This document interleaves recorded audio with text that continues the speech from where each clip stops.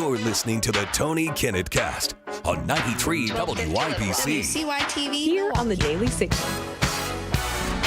Welcome to the Tony Kinnett Cast here on the Daily Signal, nationally syndicated first on 93 WYBC. We have quite a lot of news, and of course, you know me, not much for the further ado. So, right now, the Senate has just barely, and I mean barely, by the skin of a few senators' baggy chins, have passed the Save America Act to the floor. So this particular version of the Save America Act, in its beautiful sort of omnibus, but pretty clean, all things considered, for a bill titled the Save America Act, has now been slotted, scheduled. It is headed to the final vote. Now, Senate Republicans, if they abide by the rules of the filibuster, they need 60 votes to get that bill through and then to the president's desk. This is like the 15th iteration that Mike Johnson has got the House to cobble together and send over to the Senate. Now, let's get right to the importance of the filibuster, because this is what you're going to be hearing all about from now until the end of the week at least. So the 60 vote rule, been around since the Civil War era, essentially means you need 60 votes in order to gain cloture, not closure, that's for you and your ex, cloture. And this means that the United States wouldn't just be governed by the 51 vote majority, but you started a couple of years ago getting a couple of senators and representatives, Democrat leaders, let's call them, who started to say the exact opposite. For example, Nancy Pelosi in 2024. Makes a big difference. That would take 2/3 in the Senate. You think the Democrats can get 2/3 in the Senate? No, it doesn't get 2/3.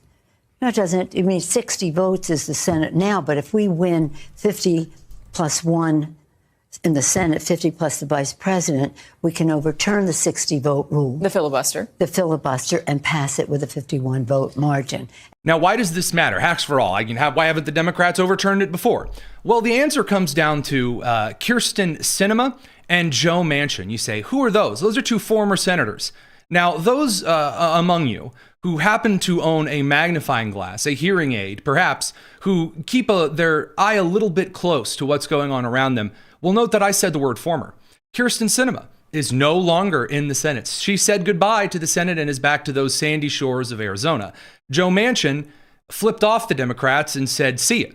So what does that mean for the Democrats in the Senate right now? Well, they're going to nuke the filibuster as soon as they get back into power. Now, Republicans don't have to eternally nuke the filibuster. They can do the walking, talking, slightly moving filibuster, meaning that you can force Cory Booker of New Jersey to take an Imodium, drink a huge gallon and a half of water, and then, hopefully if he doesn't have to pee, stand up there for 24, 48, 36, 96 hours and talk his little heart out in order to keep the Save America Act from passing over on the Senate side and heading to the desk of the president. Now, I'm going to level with you. That ain't happening. That's not going to happen, because just to get the bill to the floor of the Senate, they already lost Lisa Murkowski, who, to be fair, she struggles. But on the flip side of things, you have senators like John Barrasso, who was not always the biggest pusher of the Save America Act and, nuking some filibusterial rules. He's actually gone to the Senate floor today and, he's at least talking the talk and walked the walk in voting it forward to the floor. 10 million illegal immigrants flooded into our country while Joe Biden was president and the Democrats were in charge in the United States Senate and House.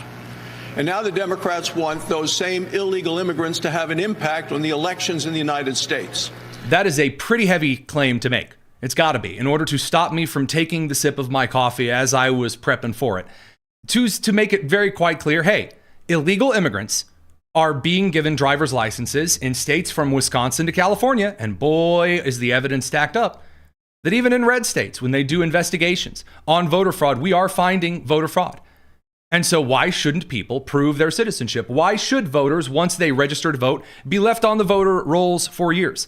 I searched this afternoon, just for you, on my handy-dandy cell phone, which contains a 765 number. That's an Indiana area code. I'm still getting notifications that I am registered to vote in Wisconsin. I have begged, I have pleaded, I have tried to get my name removed from the voter rolls in Jefferson County, Wisconsin.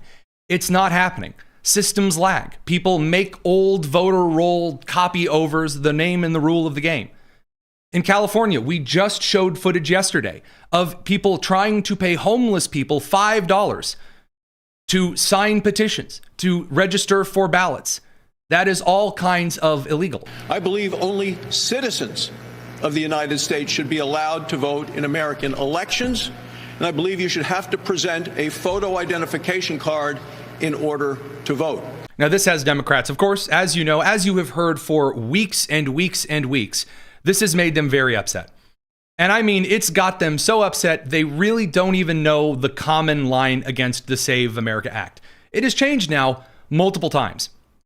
But, you know, if you perhaps wanted a quick refresher, Chuck Schumer just bagged them all up into one, the Senate Minority Leader who enjoys a lower approval rating than AIDS. Chuck Schumer has stepped forward and goes, Senate Democrats will not allow the SAVE Act to pass through the Senate, no matter how long it takes. That's because the SAVE Act purges millions of Americans from voter rolls, kills online, mail, and voter registration, rejects common IDs to register to vote, forces Americans to register in person. Now that's true. And I'm sorry, what's so bad about that? Forces Americans to register to vote in person. Oh no, the horror. I'm sorry, how many constituents out there are the grandparents from Willy Wonka, Charlie and the Chocolate Factory? Bedridden 36 hours of the day? I mean, what are they resting? 6 feet below ground in Chicago? Well, you know. And then, of course, my favorite, the last one, penalizes married women who have changed their last names. Now, it doesn't actually do any of that. But of course, Chuck Schumer's big, huge push, what he's trying to make the case is that it's Jim Crow 2.0, which is incredible because we've had like 13 Jim Crow 2.0s at this point. Ted Cruz couldn't, help but get a final quip in about Democrats and Jim Crow today before, again, the bill made its way to the floor. The American people do not support voter ID, Mr. President. Our Democrat colleagues are fond of bellowing into the TV cameras that photo ID to vote is Jim Crow. They tell us with mock earnestness. Now, I will admit, our Democrat colleagues should be experts in Jim Crow because it was Democrat politicians who passed the Jim Crow laws. Now, again, good zinger, nice mic drop moment. Okay, we're getting out the big guns. We're standing at the podium in the middle of the room full of next to nobody. Yay, this is exciting. So how did the votes actually shake out? So in a matter of pretty interesting surprise, Susan Collins of Maine, who's having not perhaps the easiest time up there in the Northeast, she voted a yes. And so did whoever was voting on behalf of Mitch McConnell of Kentucky. Yertle the Turtle cast a yay. Now, again, a little of this might be a smidge performative, and we're going to talk about that with Rob Bluey here in a bit. There is one thing I wanted to mention because we do a fair bit of pointing out the extra absurd. So before we get to the most absurd, I want to point out just the basic absurd. That is, though we do praise John Fetterman for being quite a moderate and a normal person, he is still on the left side of the aisle. He is still a Democrat in the Senate and did vote no on the Save America Act today. Blunt Rochester, Cantwell, Cortez Masto, Fetterman, Gillibrand, Kelly. So in the reading of the votes, got a quick no there. I know, not the most exciting video source, but it's a source all the same. So that brings us to the most insane, the most ridiculous, redonkulous case. Now, this was usually a case related, or should I say reserved, for Mazie Hirono.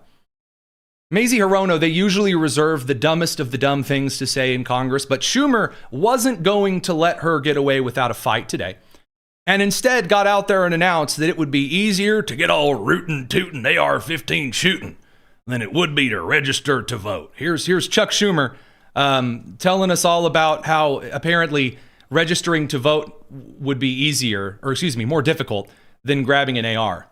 I want to thank all of our guests for coming. I know them all. And they're great advocates and great spokespeople for doing what's right in America. I want to thank Alex Padilla. He's the ranking member of our Rules Committee, and he has been such a strong leader on this issue. He feels it like Joe and I do, passionately, and like all the people here. Yes, it has all the hallmarks of a Chuck Schumer little speech to begin. First, he gets up there and he sounds like you just took an Ambien and are trying to stay awake while watching how it's made. That's a difficult task in and of itself. Number two, he says a really weird word for no reason. The way that man pronounces passionately makes me want to take a shower while he's kissing up to another dude. Kind of weird. Radio crew, we have to send you off to the commercial. Sorry. We're going to continue on the live stream more of Chuck's passionate speech. It's the Tony Kinnett cast here on the Daily Signal. Without further passionate ado. That this is really one of the most pernicious pieces of legislation.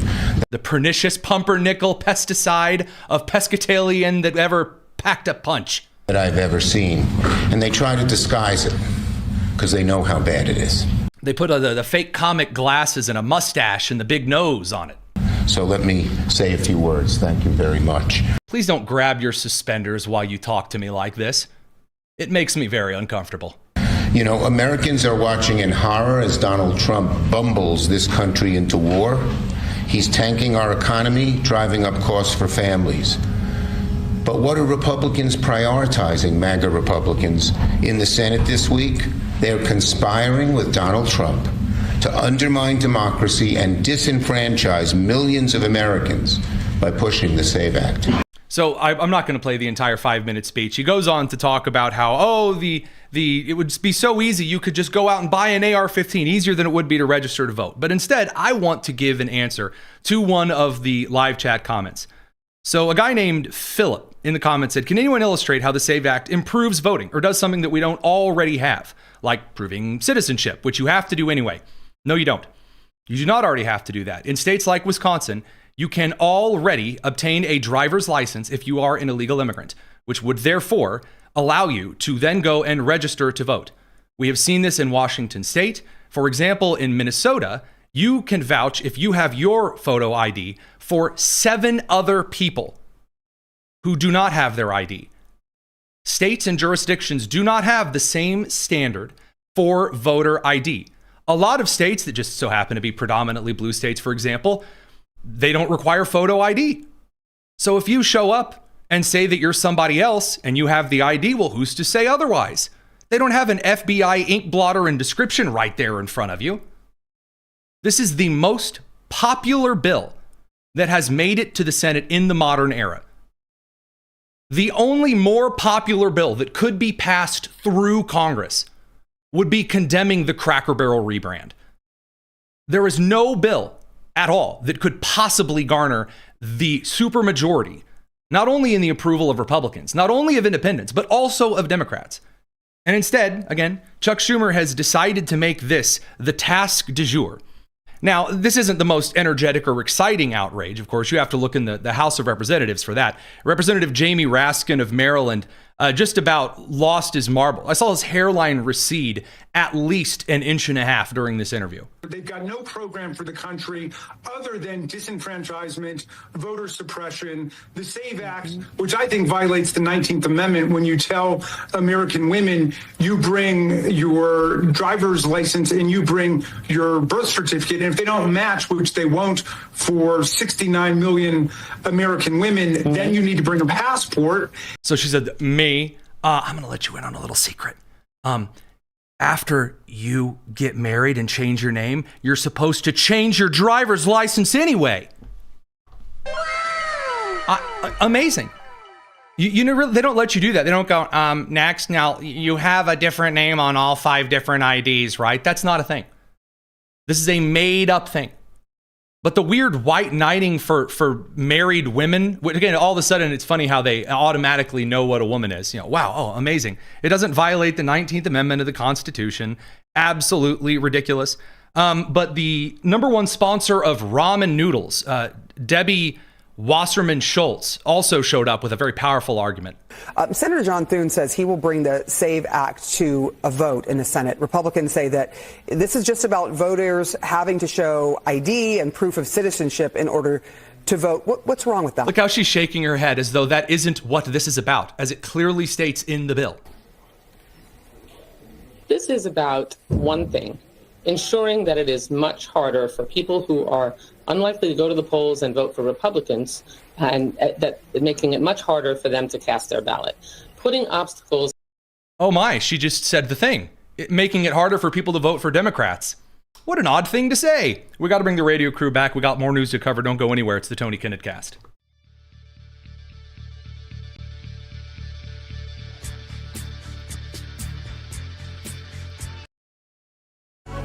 Good evening, everybody. This is the Tony Kinnett Cast on 93 WIBC. Welcome back to the Tony Kinnett Cast. There's a lot of news. We'll get back to some of the vote, the Save America Act stuff here in a minute. More news to cover before we get into the ancillary clips and commentary. In Iran, Israel has now broadcast a large message to the Iranian people in Persian, in Farsi, in a couple of languages that there is no way on God's green earth I'm going to try to pronounce the name of, that Iranians can begin going outside, in essence, because the IDF is flying craft over in an attempt to protect certain Western regions in Iran from IRGC attacks of against those in public. Here is this from today. With Israel's defense minister, our chief of staff, the head of the Mossad, the chief of Air Force, our senior commanders. In the past 24 hours, we knocked out 2 of the terrorist chieftains, the top terrorist chieftains of this tyranny. Don't get ahead of me, Netanyahu. We're going to get there. Our aircraft are hitting the terror operatives on the ground, in the crossroads, in the city squares. This is meant to enable the brave people of Iran to celebrate the Festival of Fire. So celebrate and Happy Nowruz. I mean, for all of the supposed anti-Islamic sentiment that Israel's supposed to be purporting, attempting to protect the people to get out and celebrate religious holidays, either for Islam or for Zoroastrianism or traditional, I should say, Kurdish or Persian holidays. You know, interesting to say, not in the least. Now, he mentioned 2 more leaders that have been killed. One of them is important to the inside of the country. One of them is important to the outside of the country. So on the inside of the country, Basij Force Commander Gola Mereza Soleimani has received a free ticket to meet with Jesus face to face. He is responsible for a lot of the internal coordination on the protest slaughters that mowed down between 35 and 40,000 people in a couple of weeks. The bigger of the 2 individuals, however, though, that was killed this morning, Security Chief Ali Larijani. Now, he said all kinds of things on social media about how the United States is doomed and Iran is totally fine, and then the United States is going to relent and Israel's going to be squashed and Turkey is going to learn its lesson, which is kind of a weird group to attack. This is essentially was supposed to be the latest leader of Iran. So after al-Khamenei got oofed, after the first president got oofed, after the second president found his very fine way to, then we got to Mojtaba Khamenei, which released a statement through a newscaster. They brought a cardboard portrait, a rectangular one. No, I know we've seen all the AI, the fat head, cutouts that you'd bring. They trotted that out before this assembly of Iranians, and they chanted and cheered Mojtaba Khamenei, only he lost at least 1 leg, maybe 2, and then is in a coma, and then also turns out is gay. So he's having some real rough times. The real guy behind the scenes since Khamenei's death would be Security Chief Ali Larijani, who is also now dead. So in case you're wondering, we're going through the line of secession here. Before we get to the janitor-in-chief, the parliament speaker is now the guy they have talking tough. Makes a big difference. It's not making a big difference. It's not going to make a big difference at all. In fact, the Iranian regime is beginning to collapse inward on itself. Now, he is getting out there with the real tough talking statements. He's getting out there all tough text. Here's how it's going to be in Iran. I appreciate this. I'll translate. He says the Strait of Hormuz will never return to what it once was. Its security has been disrupted. In the future, it will be part of a new security framework that is not dictated at all by the Americans. This has all the weight of a Jim Cramer prediction on CNBC. No, absolutely not. Now, at this moment, the most likely outcome, we're going to talk about the NATO countries and other countries and how all of this is coming together. This is going to end with the United States taking Kharg Island. We've already talked about this on a previous show. I'm not going to belabor that point. And then the United States will be deciding how much oil goes to China. While the president of the United States at the moment is currently engaging in a serious amount of diplomatic pressure regarding not necessarily the NATO countries, at least not in this way, but with Japan, who still wants to buy oil from the Iranians. That's not really going to go very well. It's not. And for a long-term procedure here, the United States is going to finish the particular actions in Iran, not again because of some large-scale nation-building exercise, but because the United States is simply not going to let the regime use one coral island to control 20% of the world's petroleum. Not going to be a thing. Now, the president of the United States talked about this today regarding Operation Epic Fury and kind of the path forward. Here he was talking about this. We had to take that operation, and we did, and it was very successful. And it continues. Frankly, as somebody said, they could leave today, and it would take 10 years to rebuild the damage that's been done. But I think we have to make it a little bit more permanent because no other president has to go through this, and we shouldn't have any other president having to go through this kind of a thing. And if they didn't want to do it, if for some reason they didn't want to do it, we'd have the same problem. We don't ever want to have that problem again, not with lunatics. You can't have lunatics controlling nuclear weaponry. Now, this is something that leaves a lot of people with a bit of heartburn, and I'm going to level with you.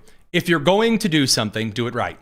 Do it right. Don't do this nation building, well, with everyone yearns for the heart of freedom. Don't do that crap. Don't declare mission accomplished when it's not. Don't go in there and set up a bunch of diplomats and say, oh, these are the moderate. Don't do that. Nope. Teddy Rooseveltian imperialism said this. After we liberated Cuba from Spain, then things got a lot better because the United States said we're not screwing around. After the United States took the Philippines from Spain, we said we're not screwing around. The United States, when it administrates a territory correctly, or when it administrates the flow of resources through a territory correctly, for example, Venezuela, remind me how the Venezuelan oil situation is going right now. Oh, it's actually going remarkably well. So in this situation, again, we're going to get into probably a more clear outline from the Secretary of the Treasury here in just a second. But regarding the progress of the situation so far, I got to level with you here. I'm more inclined to, though, as the administration's been very clear on going into this, a bump in the price in Brent and crude oil is in fact a temporary thing. Expectation of timeline on this, because with every passing day, with every passing week, now entered in third week, markets going up, fertilizers, gas, everything. And the world is really worried about shortages and also the inflationary effect here and abroad. Yep, Brent, can we just be clear here? Okay. It's 2 weeks. It's 2 weeks, and I know the media likes to move things along. We see these headlines, and that's part of the Iranian strategy, and it's very unfortunate that because of a dislike for President Trump, not you, but a lot of mainstream media are trying to speed this up, trying to make it into some crisis that it's not. And on the other side of this, if you look at longer-dated crude, you look at future inflation expectations, they're both very well anchored, and this will end. And I don't know how many weeks it will be, but on the other side of this, the world will be safer and we will be better supplied. So the backwardation of the market, you think, is correct? $80 oil in a couple months? I think probably much lower. I would agree with that. And again, because my estimation is probably 60. Again, that includes releasing a lot of United States oil to do the stuff that it needs to do. That means actually moving forward on a lot of deregulation and, yes, finishing the job so China and Iran don't get to squeeze things whenever they want. Now, we're going to send the radio crew off to commercial. And then in the meantime, we're going to talk about the situation on the ground and the supposed huge resignation today. It's the Tony Kinnett Cast here on the Daily Signal. Now, what is going on inside Iran? It's a lot easier to say now than it was a week ago because the building that housed both a lot of Iran's internet infrastructure as well as a lot of Iran's jamming capabilities. Essentially, they had a lot of the equipment and the remotes that they used to activate certain jamming equipment housed in the same building. So now they still have some jamming equipment out there to try to block the internet connection and, for example, jam connection to Starlink satellite internet devices. But the remotes were blown up in the same building. Talk about all your eggs in one halal basket. Now, that said, there are a couple of on-the-ground notes that we do need to bring to your attention. A clip posted by our friends over at 2Seat TV points out that protests are still continuing. And these protests that are still continuing are doing so amidst quite a serious amount of counter gunfire from an increasingly desperate regime. You're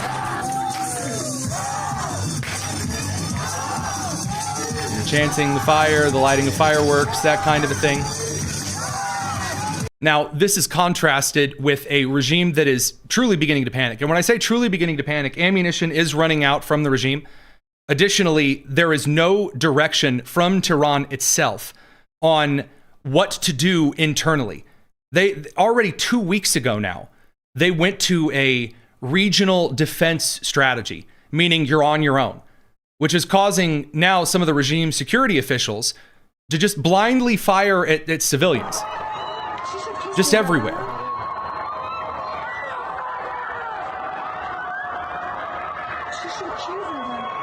Doing this is going to result in, again, likely the Kurds declaring a large chunk of Western Iran to be independent. You might see a similar kind of ethnic breakaway in the east, although, again, that's right up close against Afghanistan. They got a lot going on, and they're taking a lot of the resources at the moment. You really should expect to see some type of operation in the near future that essentially involves a little gun running. Now, nobody runs guns to the Middle East or to Mexico quite like Obama. So I'm sure that, it would be good to see a little fast and all furious going on. I'm sorry, I digress. It's not funny what is currently going on, but you should expect to see certain operations that involve the arming of the general population in Iran rather soon. And that's not going to create as much a vacuum as it's likely to create a balkanization, because the populations of Iran and, for example, Afghanistan are two very different and distinct things. But we'll have to get to some of that here in just a bit, because we got to get to Joe Kent. Joe Kent was a national counterterrorism official, formerly the director of the National Counterterrorism Center, who released a very big letter, very big announcement and resignation, saying that after a lot of reflection, he's decided to resign from his position, and that in resigning from this position, he says, I can't in good conscience support the going on war with Iran because Iran posed no imminent threat. And then also, it's clear that we started the war due to pressure from Israel and its powerful American lobby. So he just comes right out and says it. Now, we're going to have to cut away to bring the radio crew back from commercial here in a couple of seconds. But I do want to point out before we get there, this is a complete 180 on stuff he said when he ran not only for Congress a couple of times and lost every single time, but also the facts on the ground, as much as a lot of people might like to claim otherwise. So we're going to get into that here in a couple of seconds. Don't go anywhere. It's the Tony Kinnett Cast. We got to bring that radio crew back from the commercial break. Don't go anywhere.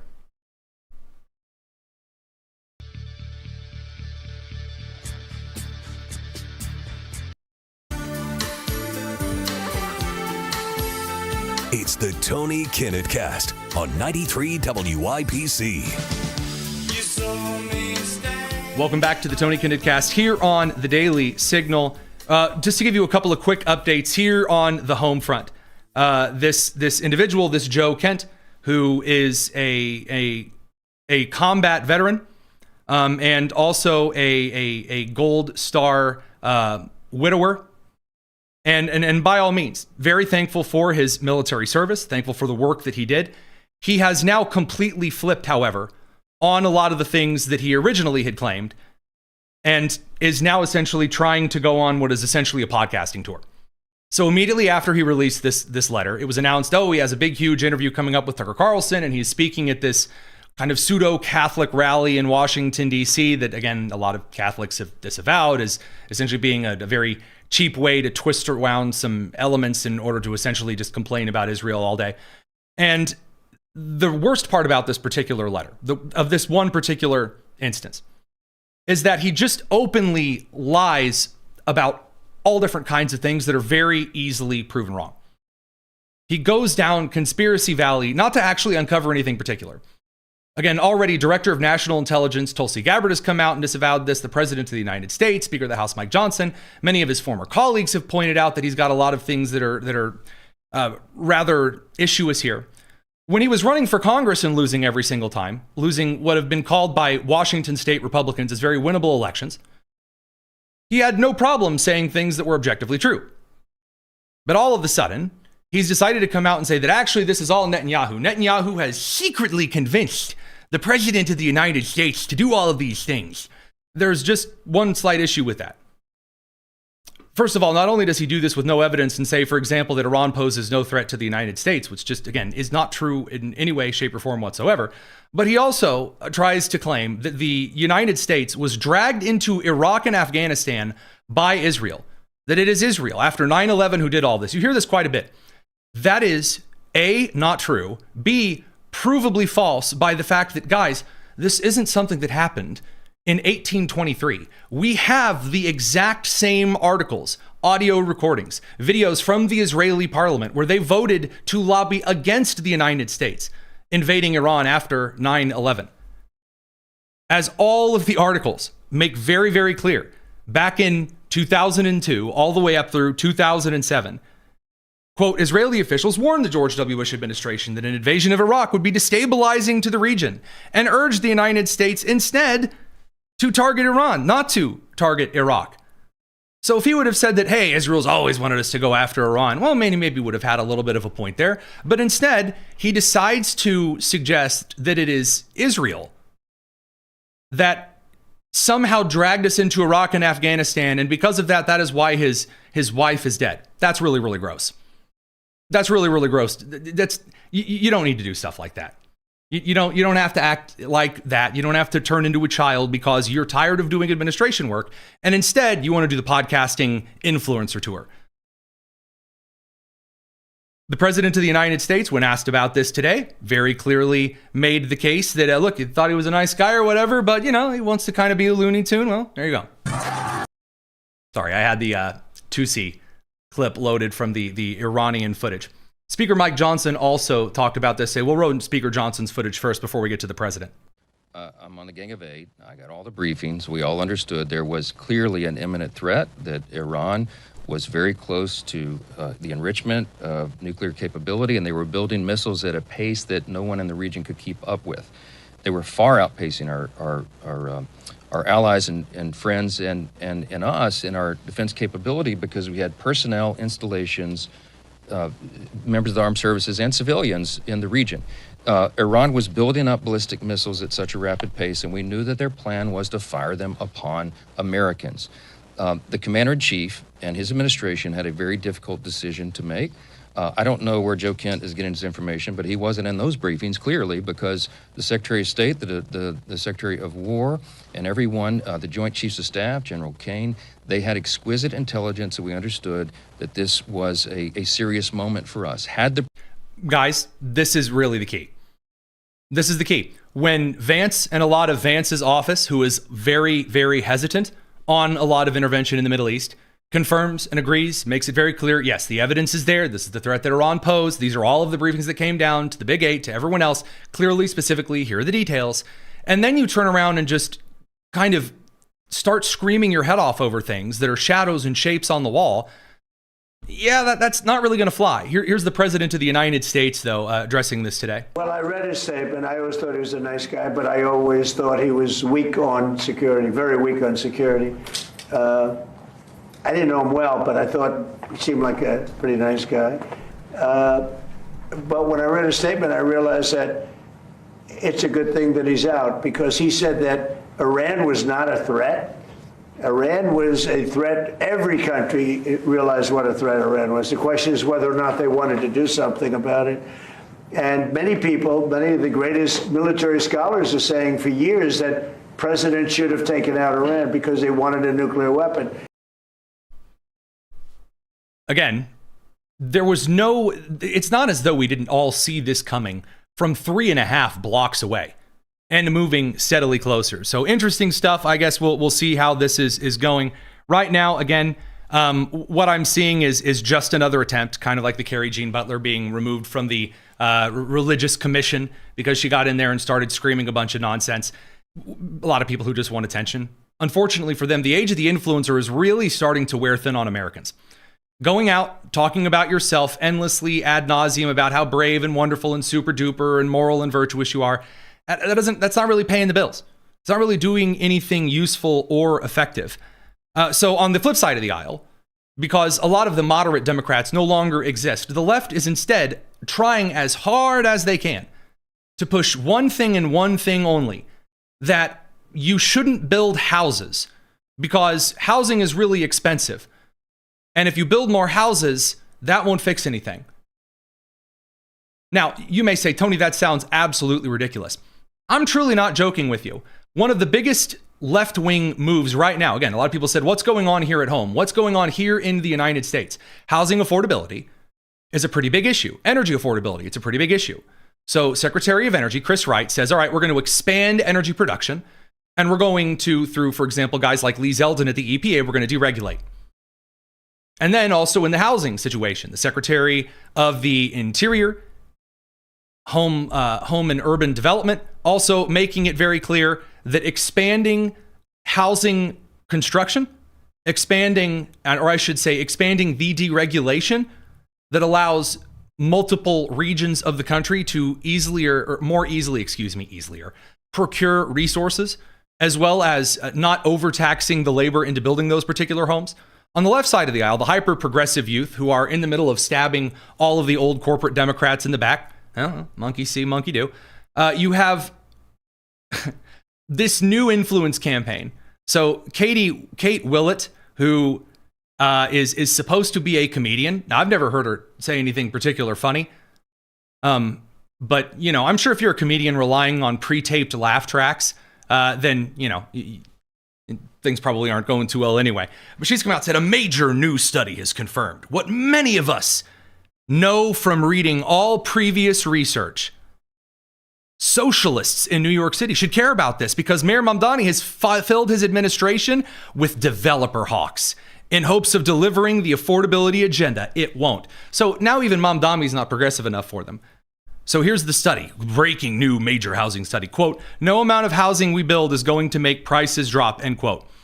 I'm not joking. I want to make this clear. In this study, which is not peer-reviewed, in the abstract of the study, the authors make it clear that they had to purposefully ignore and remove huge chunks of data on housing, on material pricing, on migration trends, on economic development, on taxation, on scale to age, like when individuals start buying their house, and basic supply and demand economics in order to write this study.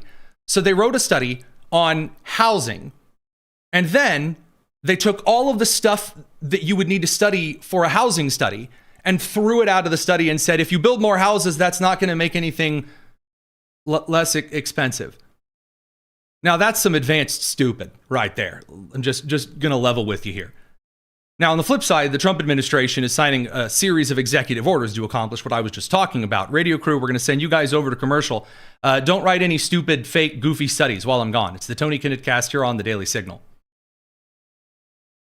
All right, the President of the United States today on some executive orders regarding housing in the United States and development, kind of lowering those costs. Today, I'm signing 2 historic executive orders continuing my administration's efforts to help more of our citizens achieve the dream of home ownership. It's called the American Dream.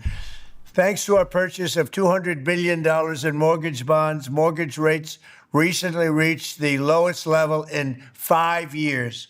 This dramatically reduces monthly payments for new home buyers. The annual cost of the typical new mortgage is down almost $5,000 since I took office. I'm very proud of that. I also signed an executive order to stop Wall Street and large institutional investment firms from buying up all the single-family homes in the scheme to turn them into rentals and make lots of money in doing it. We want America to be a nation of owners, not renters. Today, I'm taking action to help reduce rates even more and make it much easier to build new homes in America. The first executive order is about bringing more community banks back into the mortgage business. 2 decades ago, over 5,000 community banks were offering mortgages. Today, that number has been slashed by more than 50%, largely because of burdensome, unnecessary regulations that radical liberals imposed on community lenders for the benefit of their donors on Wall Street and, frankly, for the benefit of themselves. The result was less competition and higher mortgage rates for hardworking Americans like you. So the president of the United States is essentially trying to put in executive order 2 particular policies. One, which acts as more of a deregulator that allows individuals to build more housing. But one is to try to stem a lot of the corporate involvement in the eternal rent housing, what many would call kind of the eternal rent housing epidemic. So we'll have to see how that impacts the economy into Q2. That's the real question. This isn't going to be something that you see an immediate impact on. Now, again, that doesn't necessarily mean right here and now that there aren't any plans, afoot for reducing certain prices or moving the economy in certain directions. It does mean things do, in fact, kind of take a couple of minutes to kick in. A lot of people have pointed out that as Brent crude closed at, I believe, 103 today, or at least ended the day, last time I checked at about 103, that this means that everything is all over. Guys, it's been just a couple of weeks here. And regardless of a lot of those Democrats in Congress suggesting that this is now like the eternal economic collapse and crisis, again, the influencer age and the instant gratification age, they can only wear on for so long before people just don't take it into account anymore. Now, this brings us back to 2 particular things. Number one, Congress taking to task the judicial system of the country. Of course, a couple of local officials and crime. And then my personal favorite here, the conversation around USAID and federal funding.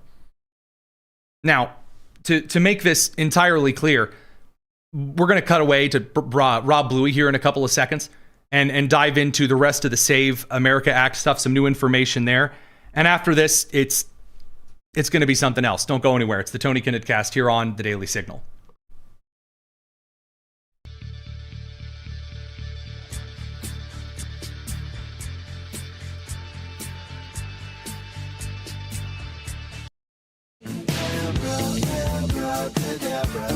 This is the Tony Kinnett Cast on 93 WIBC. All right, welcome back to the Tony Kinnett Cast. Before we cut over to Rob Bluey with some Save America Act stuff, we're going to talk a little bit about the rest of the domestic issues currently going on in the country, because the Senate voting on the Save America Act is what is currently holding up all of the rest of the stuff. So what are the Democrats, first of all? Let's just go ahead and hit the left side before we get into what the right side wants to focus on.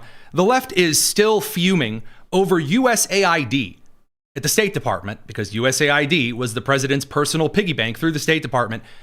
Democrats are still furious that Republicans cut funding to USAID. Now, one of these things that, one of the reasons that USAID was shelved and Marco Rubio said, no, thank you, was the United States spending a heap of money not allocated directly and specifically by the power of the purse in the Article 1 authority of Congress to strange projects like spreading atheism in Nepal, developing a Sesame Street for Iraq, or sending transgender comic books or funding transgender comic book projects in South America. However, the Democrats are now out here to make their 2026 pitch, the only things that we have seen so far, as things that they want to do. What they want to do. There are no bills that I'm seeing in the House with Democrats right now that are, here's what we want to create, what we want to bring forward. Representative Madeleine Dean, however, says we got to bring USAID funding back. Why? Because I don't understand the whole trans comics thing. How about $32,000 for a transgender comic book in Peru? We've heard that one from the president, from this majority party. Wrong. USAID did not fund this, and it was not specifically transgender. Instead, the great... Okay, so then I'm expecting it's something else, right? So no, it was actually the Department of Agriculture, and they were funding a sale of hot dogs at Wrigley. When someone says that's not what it was, you expect something totally different. So she says it's not USAID and it wasn't transgender comic books. Here you go. And State Department grant provided $32,000 under the guise of public diplomacy to Peru's Education Department to cover expenses to produce a tailor-made comic book featuring an LGBTQ plus hero. Oh, so instead it was a grant from the State Department to Colombia to produce an LGBTQ plus comic book. So first of all, you absolute moron, USAID answers to the State Department. And number two, and this is just a little fun fact here, the LGBTQ plus comic hero that they paid Colombian Education Department officials to write a comic book about is trans. So you have literally just argued that we need to refund USAID because they weren't funding trans comics in Colombia. They were actually funding trans comic books in Colombia. What? Incredible. Again, this is what they are focusing all of their attention on. I was on a debate today with an individual over on kind of the left side of the aisle, as I always do on Tuesdays. And today's conversation was about the kind of things that were going to drive people to the midterms. Right now, we talked about this yesterday on the show, the generic congressional ballot, the distance, Democrats that had been going up several points. They have now dropped 4 points in just a couple of weeks and are now barely edging out Republicans in the generic congressional ballot. For a midterm, at this point, this time of year, that's wild. Why? Because no one's excited to come out and do anything. No one's excited to actually bring any particular policy forward. Now, Republicans at the state level and at the local level are doing a couple of different things here. And a couple of different things means something to the voters in that particular area. So we see Republicans pushing forward legislation to ban those with the inability to speak English from driving on the roads, especially with commercial driver's licenses. We've seen the Trump administration institute rules to have 200,000 illegal or foreign commercial drivers get their licenses revoked. We've seen a lot of Republican policies in the last couple of days that have been focused on cementing and codifying into law things regarding not allowing boys to play in girls' sports, things like keeping certain tax levels low, codifying the regulatory removal so that Tony can actually purchase a Toyota Hilux. I don't have to go out and find one from my local terrorist in Chabad. I don't have to do any. I don't have to, go out to, any of the random places all throughout the whatever. No, I don't have to do any of that nonsense. I don't have to go out there and do any of the silly, goofy nonsense if we actually get some of the particular policies through. Democrats are providing what? Well, Mamdani did get in front of the people today, and for St. Patrick's Day, pandered to Irish people and went off on a tirade about genocide or something. I say this as over the past few years, as we've witnessed a genocide unfold before our eyes, there has been deafening silence from so many. For those who have long cared about universal human rights and the extension of them to Palestinians, silence, however, is nothing new. This man is not about to take St. Patrick's Day, a day just for the Irish, and go, yeah, I know it's St. Patrick's Day, but actually, have you stopped to consider Palestine? Yes. Yeah, that's it. That's what voters are looking for. For Palestinians are so often left to weep alone. Yet former President Robinson has never been silent.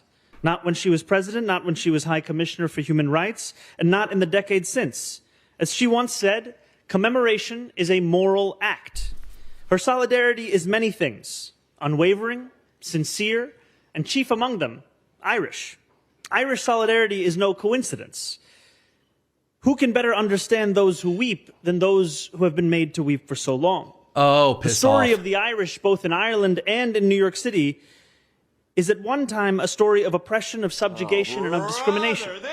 As we know, it was on... I will remind you that this is the guy who said that whiter neighborhoods needed to pay more money in taxes. Now, the last time that I looked at Ireland, I wasn't exactly looking across the seas of those who would be considered rather pigment heavy. So the pandering is excellent stuff. Now, this is at the same time that Mamdani yesterday, when asked a question about Irish self-determination, had no idea what he was talking about, said, I don't know anything about the Irish or Ireland or anything. Again, today, he gave a big speech about, I know the Irish. And what the Irish care about more than anything is Gaza and Palestine and hating Israel. Okay. Here he was yesterday, the exact opposite, because the man actually knows nothing at all about the cultures he's pandering to. Patients are. On Ireland, you've talked about the importance of self-determination and international law. Do you support a united Ireland? I got to be honest, I haven't thought enough on that question. I have to say, though, that I am incredibly appreciative of the privilege to lead a city. It's Kamala Harris. The significance of leading a city in time. Great. Congratulations to New York and to the Democrats pushing this stuff forward. James Tallarico is doing a lot of the same nonsense. Again, as clips continue to surface of, again, this man just being one of the dumbest individuals of all time, being extremely progressive. It's not looking good. Even the few centrist Democrats there are anymore, are no longer trying to suggest that James Tallarico is a centrist guy. Radio crew will catch you guys later. We're going to continue on youtube.com/Daily Signal. It's the Tony Kinnett Cast.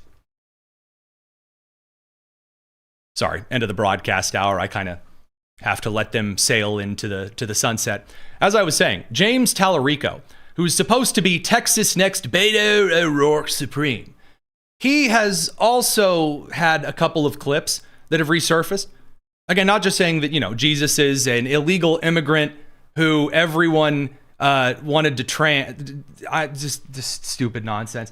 Not only has he said those stupid things, he has also argued that we need to be vegetarians because climate change. We have, I think, heard more and more issues of animal welfare. I think not just because he said animal welfare, not anal welfare.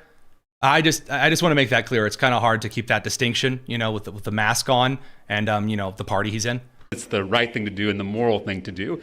But also it's, as all of you know, necessary to fight climate change. It is now existential that we try to reduce our meat consumption and that we try to respect animals in all aspects of society. And so I am proud to say that our campaign has officially become a non-meat campaign. So we are...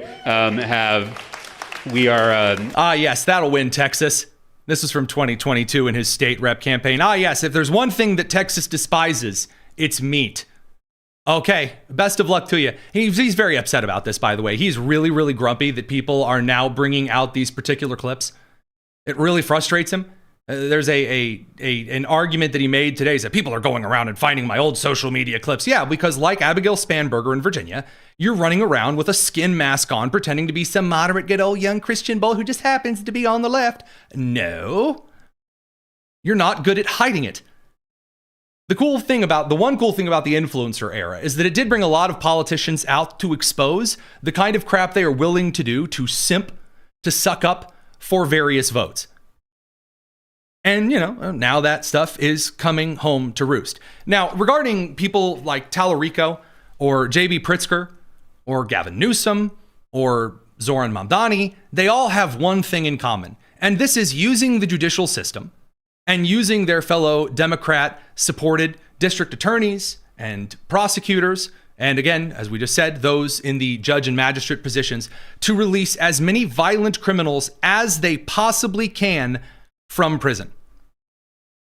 New York City, replete with cases of individuals who have been released from prison that are committing additional crimes, additional stabbings, additional assaults on individuals.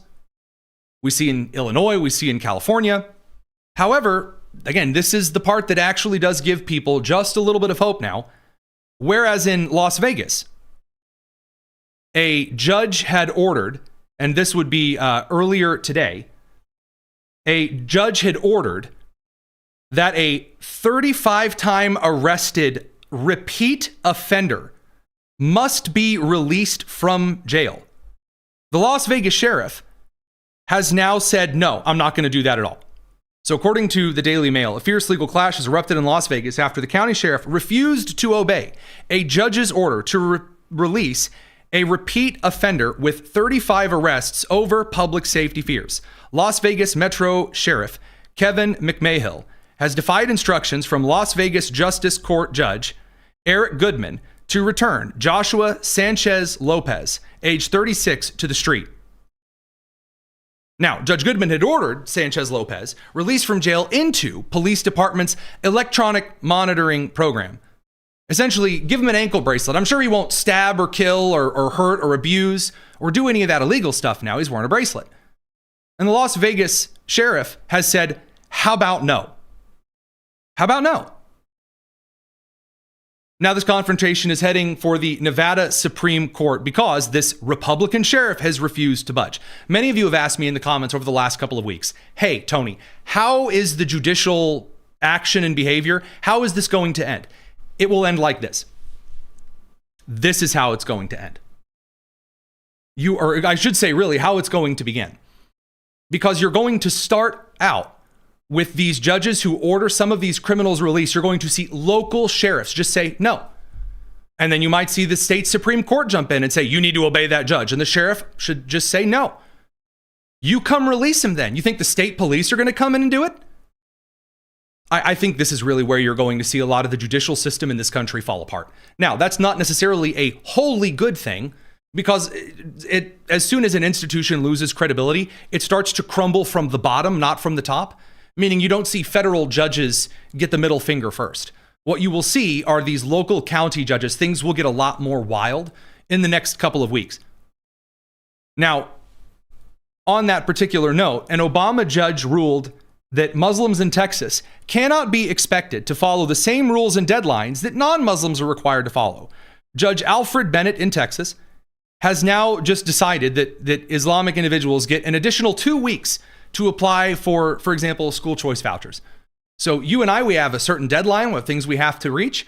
But if a judge just rules, nope, these different groups can ignore certain guidelines and statutes to do whatever they want, pretty soon you will see these particular things getting ignored by state, local, and then soon federal officials.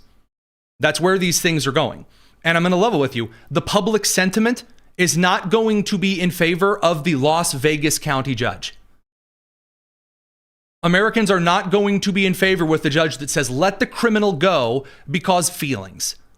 Not going to be a thing. Not going to be a thing that occurs. We're going to swing over to Rob Bluey. We're going to talk a little bit more about some new information regarding the Save America Act and what no one is really talking about. What actually comes next? I'm not joking. Few have actually talked about what we might see if Republicans succeed or fail. Where are they going to pivot to? Don't go anywhere. More up next. It's the Tony Kinnett Cast here on the Daily Signal.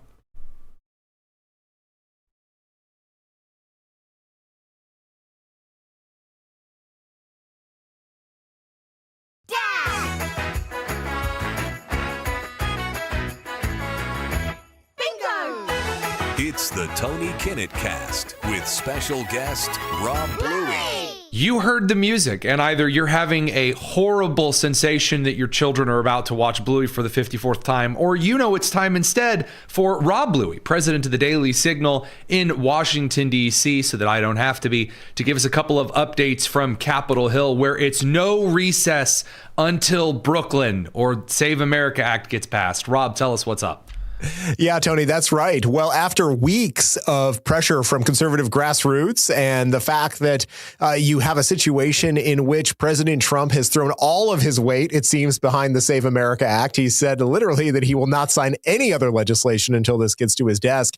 The GOP establishment, which tends not to necessarily respond favorably to the grassroots, has decided now that they are going to bring up the Save America Act and have a debate on it. The big question for your viewers to be paying attention to is just how serious they are about this, and if they will actually allow this talking filibuster and force Democrats to get on the floor and state their opposition to a measure that has the support of over 70% of Americans for things like voter ID and proof of citizenship to register. Let me ask you something that's kind of on the backside of this. Maybe we can get to it first. So they bring it up, the Save America Act, and it fails because we have the people that we do in the Senate that we do. Where do you go from there? Because at that point, you've had all of these promises that nothing is going to move until we get this through. And if the votes aren't there, do you think Thune is maybe going to be bullied into the walking, talking filibuster, or are we going to see some kind of a pivot? And if so, what's kind of on the back, maybe on deck here for Republicans to bring up to say, well, maybe we couldn't get the Save America Act done, but oh, hey, look at this other consolation prize. Yeah, I think that there could be a scenario like the one you just outlined, but here's some things to remember. Number one, Republicans always campaign on the fact that they say Democrats, if they get control of the Senate, will change the rules almost instantly because they will want to do things like pack the Supreme Court with more justices. They'll want to give statehood to the District of Columbia and Puerto Rico and all of these other litany of things that you hear about from the most radical elements of the Democrat Party. And so Republicans, and particularly those who are in the establishment, and I'd put John Thune into that camp, sure, have always pushed back on the notion that you don't want to go down that path. So I really think, and I just want to be level set with your audience here, I don't think that you're going to find a situation where those Republicans, there's an appetite for changing the rules. There probably could be an appetite, as you saw in the case of John Cornyn, for facing the political pressure. And obviously he's facing a life or death election in Texas that brought him along to more closely align with President Trump's position.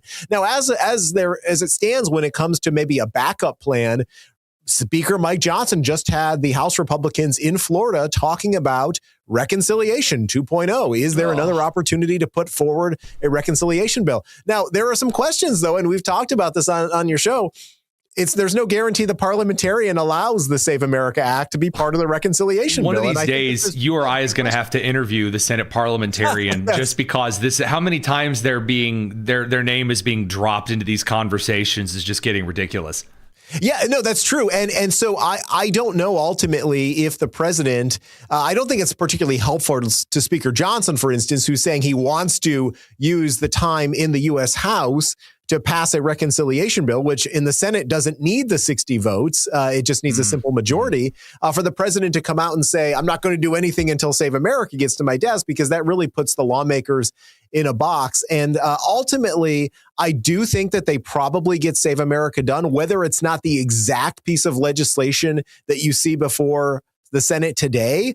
I think that if you pressure Democrats on this repeatedly, there will be enough who potentially cave. I mean, you saw this with Alyssa Slotkin last week, right? There was a terror attack in her state, and all of a sudden she started to change her tune about Department of Homeland Security funding. And so I think if Republicans go on offense here, they stand a better shot of getting it done.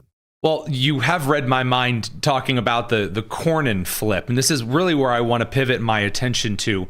President Trump has said, no endorsements for senators who don't vote for the Save America Act.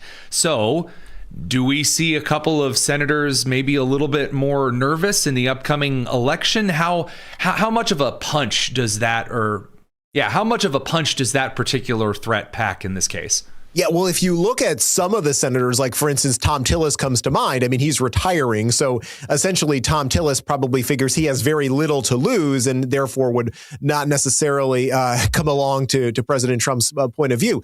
In the case of John Cornyn, not only does he want President Trump's endorsement for this runoff election in Texas against Ken Paxton, but he also recognizes, I think, that he ultimately needs to shore up that support among the conservative base. That is who Ken Paxton is generally more popular with. Now, the problem that John Cornyn faces is that he doesn't necessarily have the enthusiasm. And so there are parts of the MAGA base that have now come out strongly encouraging President Trump to walk back that promise that he would make an endorsement. And so, yes, I think politics can come into play here a little bit.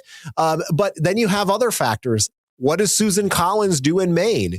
She's right now letting two Democrats duke it out in that state in their primary. Well, she's hoping to maybe shore up some support with independents. Does she feel that maybe a vote for the Save America Act could jeopardize that? I don't ultimately think so, because poll after poll, and you can go down the list.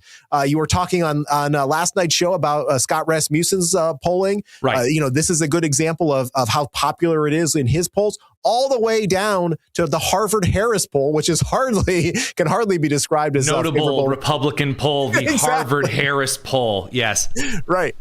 Absolutely. We're Democrats. A majority of Democrats support the provisions. So you've got Shelley Moore Capito in West Virginia. She's a Republican up for election this year. You got Bill Cassidy. You've got those two individuals who, at least off the top of my head, at least, are not necessarily squished when it comes to the Save America Act, but they are squished when it comes to changing the rules, when it comes to messing around with the filibuster here. Do you think that, Capito and Cassidy get a little nervous around the president? Or do we have anyone in those primaries? Is there anything to, a Louisiana or West Virginia primary with Republicans here? I think potentially. I mean, it could be one of those issues. I think that the challenge, I'll bring up Scott Rasmussen again because he's done polling on this. Right. Even those people who are politically obsessed news consumers don't necessarily understand cloture and filibuster and all of the arcane rules of the Senate. I don't understand it. I spent half of my life in Washington, D.C.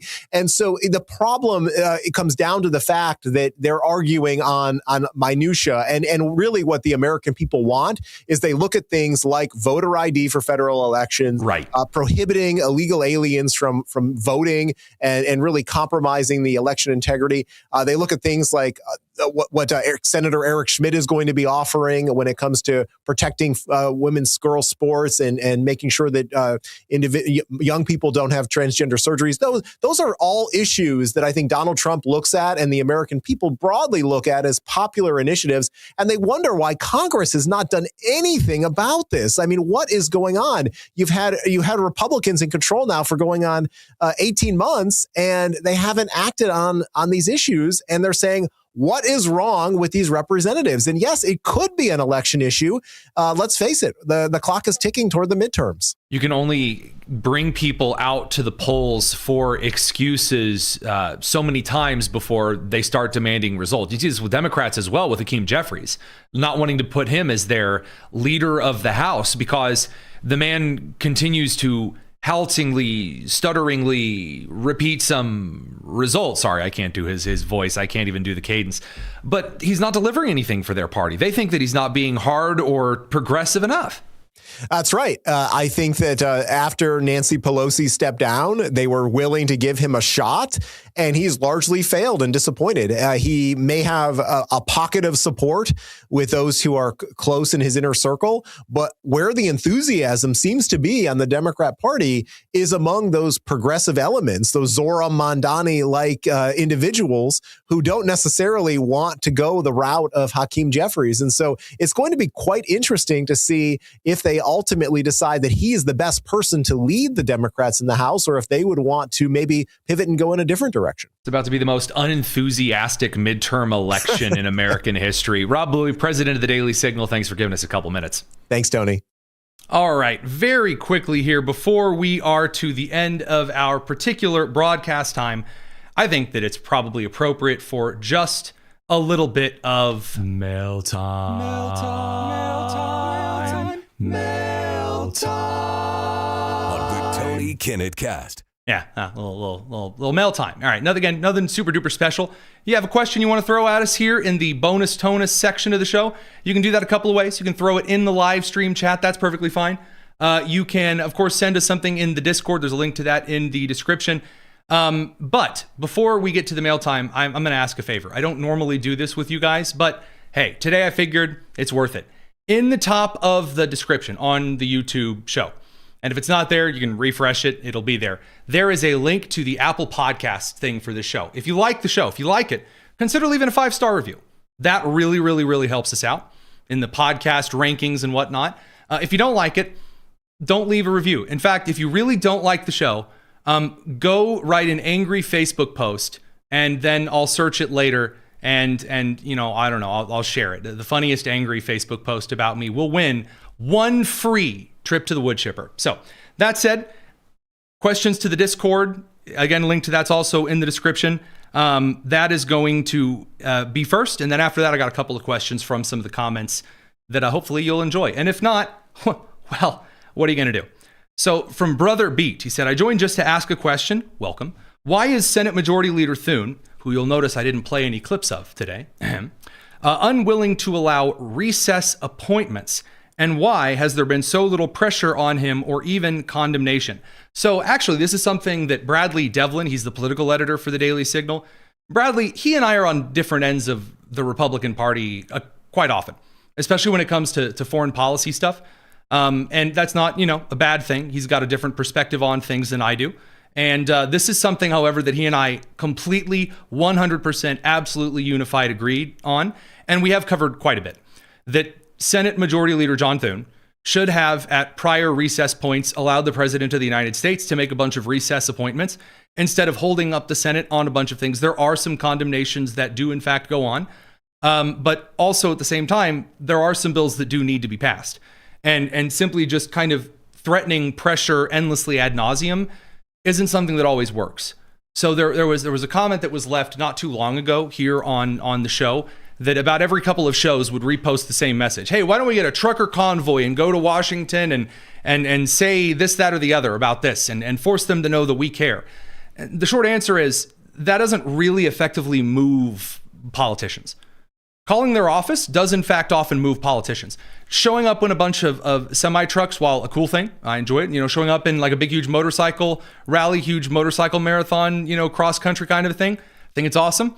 Don't think it's going to make the key difference, though. So the type of pressure campaign matters here. And I think the President of the United States is more concerned about the Save America Act, as you heard in our conversation with Rob, for instance, rather than focusing intently on trying just to get recess appointments through. And that actually goes into the next question here. This is from Kelly KG. And she says, what is it actually going to take to get Democrats to open the Department of Homeland Security? The answer to that particular question all comes down to Senator Markwayne Mullin of Oklahoma. If he gets into the Senate, because he's coming up, they're getting ready to have his big, huge nomination committee. And if he gets in front of the Senate, in front of a lot of his colleagues, and they start acting, well, the way that Mazie Hirono was going to act because she's a child, and they start doing a lot of the dancing and the screaming and the screeching, if Markwayne Mullin takes off this is what I use for every big dramatic C-SPAN committee hearing, if he takes off the earrings and engages in a fight and tries to make it into a big WWE, SmackDown superstar, whatever, then probably not going to end the DHS shutdown anytime soon. However, if he gets in there and does what I like to call the disappointed parent routine, which is when you allow the idiot to act like an idiot in front of you, and you look really disinterested and annoyed and tired, and your wit and your humor is dry, and you essentially do the Tom Homan point, which is, here's what I'm going to do. Here's the plan. Here's what I'm not going to do. I'm not participating in that nonsense. You do that to the American people, that will start creating a lot of back pressure on everybody from, for example, Cortez Masto of Nevada, all the way up to, of course, we already know that Elisa Slotkin has already flaked alongside John Fetterman, who never wanted to shut down the government over this, or the Department of Homeland Security in this in the first place. You're going to see some transportation-centric hubs also probably start to flake on this a little bit. Wouldn't be surprised if you maybe saw Cory Booker start to shift on this just a little bit. He has probably too many presidential aspirations to do so outright, though. So that said and aside, next question. There was one question on Taiwan I wanted to answer. Oh, from Wendy A. Tai. Any word on what China is doing since they surrounded Taiwan? Okay, China has not surrounded Taiwan. They have not. There were 26 Chinese fighters that breached Taiwanese airspace, I believe, yesterday evening into this morning. And that is what we like to call a day ending in Y.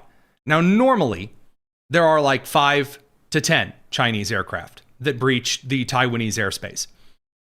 Now, China is essentially trying right now to tempt the United States into thinking they're going to go ahead and rush Taiwan right now. No, they're not. No, they're not. And the reason that they're not, although things are absolutely catastrophic internally in China for Xi, he has very little public support inside of China right now. The only communist country whose leader is doing really well right now is Kim Jong-un, who won the parliamentary election 99%. Yeah, way to go. It's exciting. So anyway, Asian JB Pritzker, he's doing well over in North Korea. But as far as sore spots in a few different places in China, and he doesn't really have the support of the military or of the people of China to engage in a major action right now when, again, the country doesn't have tons of oil to spare. I really doubt he's going to roll through with it. Now, there are a couple of Chinese warships, that's a little overstated, that are currently in the region, but they just finished a military exercise that they do one of about every 3 weeks. So no, they're not completely super duper ultra surrounded.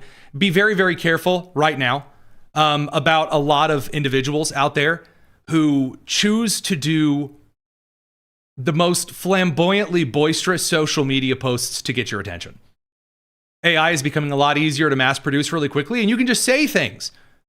And if you just ask Grok or OpenAI or Copilot or Claude or Gemini or whoever isn't giving me money for an AI sponsorship, you ask them, that they may not tell you the right thing. They may just say, oh, sure, that happened. I saw it on a post from Greg 47811481115. Yeah, he joined the social media platform 2 weeks ago, and his account's from India or Pakistan or China. But I mean, sure, he's probably trustworthy. Yeah, don't fall for that. A little bit of patience. A little bit of patience goes a very, very long way. We've had a couple of people join the YouTube, the YouTube channel membership, which is very, very kind. You guys don't have to do that. That gives you like access to some emojis and things, but you don't have to do any of that. A couple of super chats that also recently were sent. Darth Bobcat sent a $2 super chat. He said, between Iraq and a hard place, as Iran always is. Very much appreciate that. Last question here from Kitty over on the Discord, I believe. If the Save America Act passes and a person uses the passport option, do you need the book, or is a passport card acceptable? Not only is this a really good question, it's a question that I have directly asked those in the State Department, because the State Department handles a lot of the passport goodness. And the answer to your question is the passport card just as good as the passport in this situation. The passport card is just as good as the passport in this situation. So if the Save America Act passes, a ray from heaven shines down and smites the Senate, and all of a sudden they vote for the Save America Act and it passes, then yeah, the passport card will be fine. That's pretty much it. The biggest thing to come out of the Save America Act, believe it or not, is not the ID. It's purging the voter rolls. Purging the voter rolls of the old, decrepit, and not even there anymore people. And for example, and by the way, if it passes, what's the actual next thing that's going to happen? About 47.5 lawsuits in 3 seconds.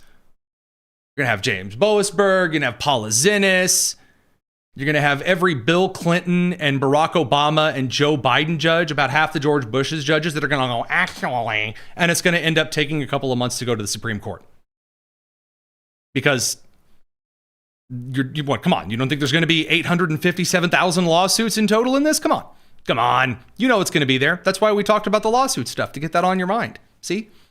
Like a method to the madness. That's exciting. I love this crew. I really do. Some of your comments crack me up.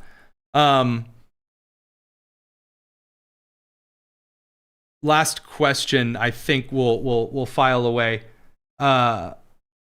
When will we get MAGA judges? I think will be the last one that I see here. Well, to get judges, you got to have vacancies. Now, at the state and local level, you can elect them.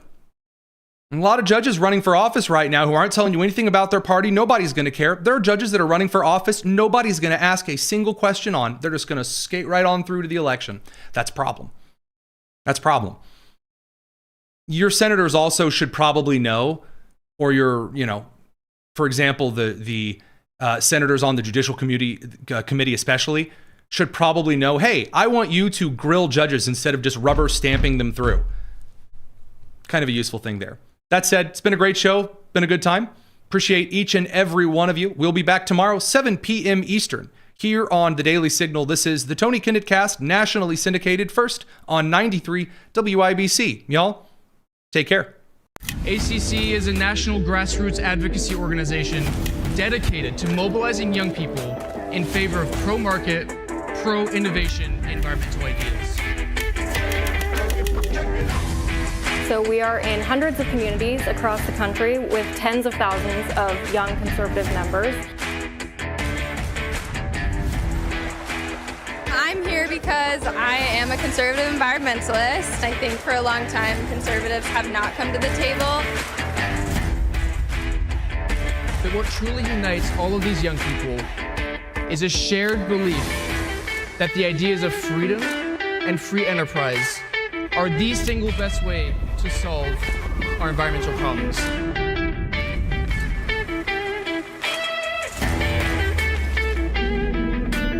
While there's still work to be done, there are Republicans who want to come to the table and engage on climate in good faith. We are building the conservative environmental movement, but we're doing it by involving everybody.